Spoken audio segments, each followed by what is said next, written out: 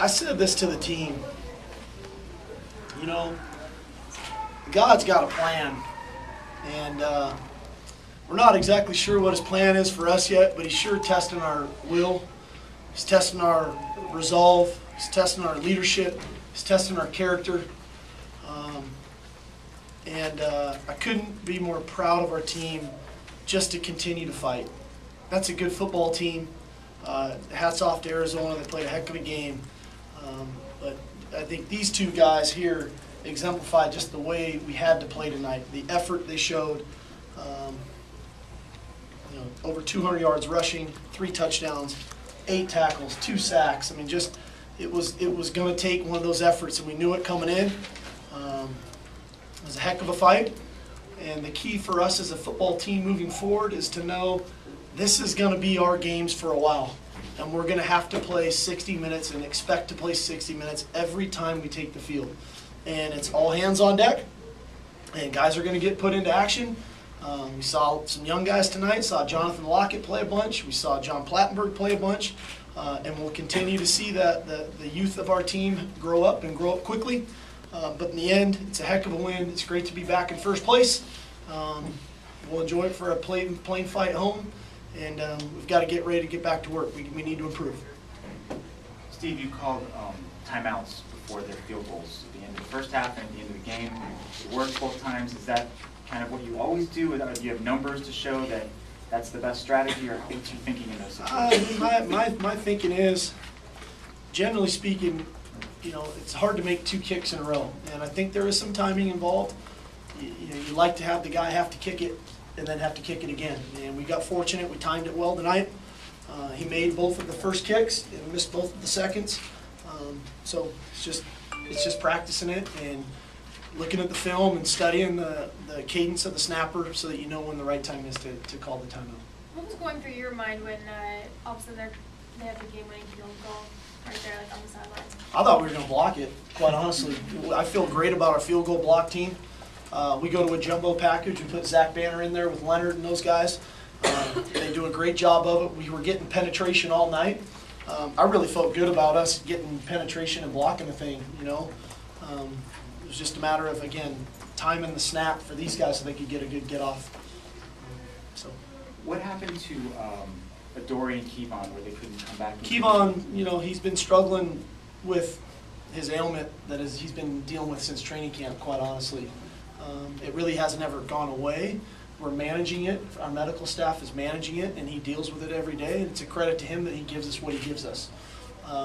Adoree's been dealing with a growing and a hip flexor that it couldn't go on anymore. You know, he couldn't fight through it. And when you face 101 plays plus penalties and all that, I mean, that's a lot of football plays. And so, and we knew that coming in. We knew that would be the game that it was going to be. They were going to try to wear us out, and so that's what those guys are dealing with.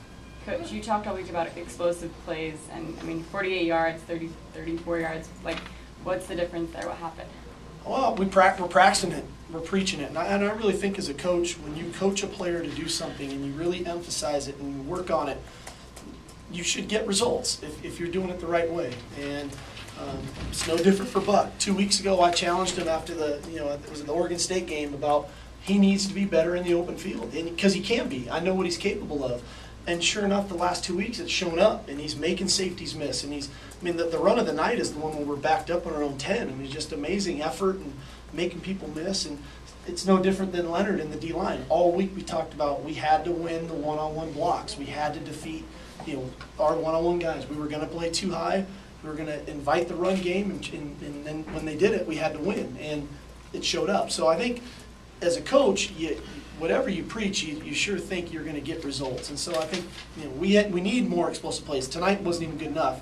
We had one called back, and we missed a couple other opportunities, so we'll keep preaching it. But can you describe the 32-yard run there in the fourth quarter? It seemed like you were dragging half the Arizona defense down the field. Just never stop moving your feet. Coach Manson always preach, keep driving your feet, and good things happen. That's what I did. Like Coach Sarkisian said, he challenged me to make guys miss an open field. I'm a guy that loves challenges.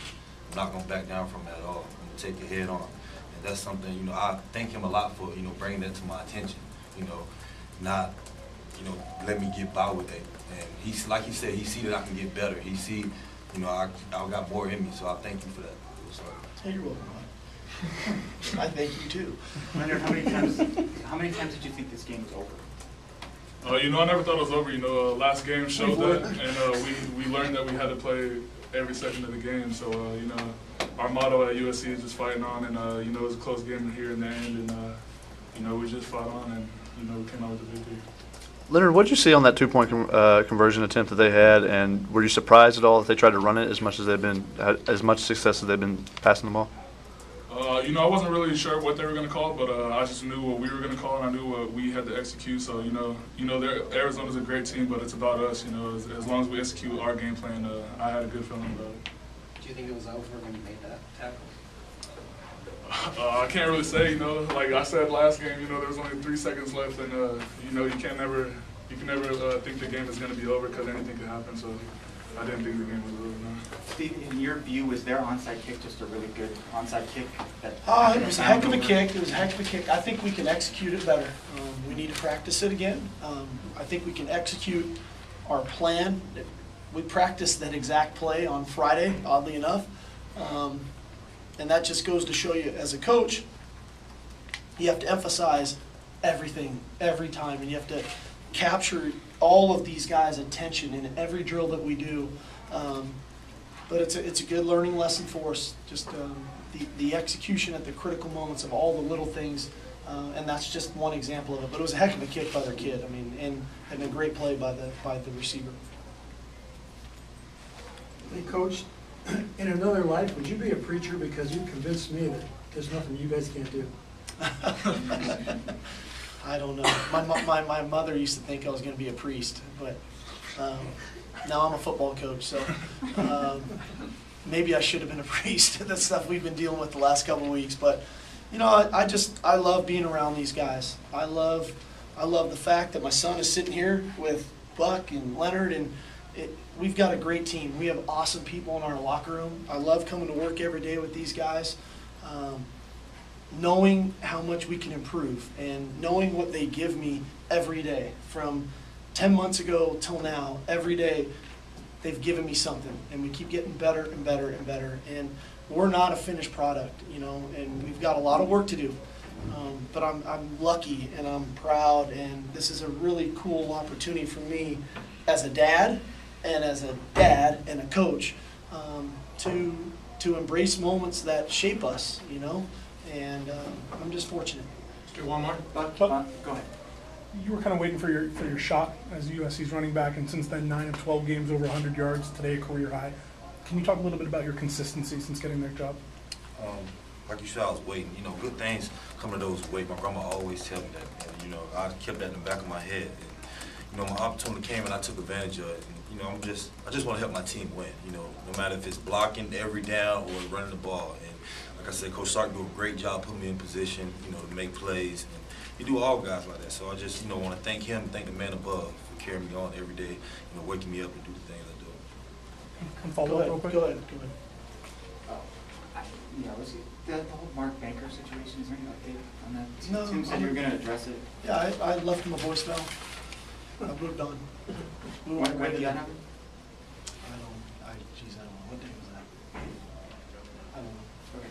I tend not to get into media conflicts with assistant coaches from other teams. Last one for John. Buck, you were really making guys miss today. Arizona's been a pretty sure tackling team this year. Did you see anything on film that you were able to take advantage of, or was it just in the game? It was just, I trust myself. And like Coach Sark said, he preached making guys miss, and, I can hear his voice in the back of my head. You can't make the miss. So, it's just little things like that. And, I just can read guys, their momentum, which way they're going, and that, and just a gift that God gave me. And, like Coach Sark said, he can see that I can do it, and I'm just trying to take it to the next level.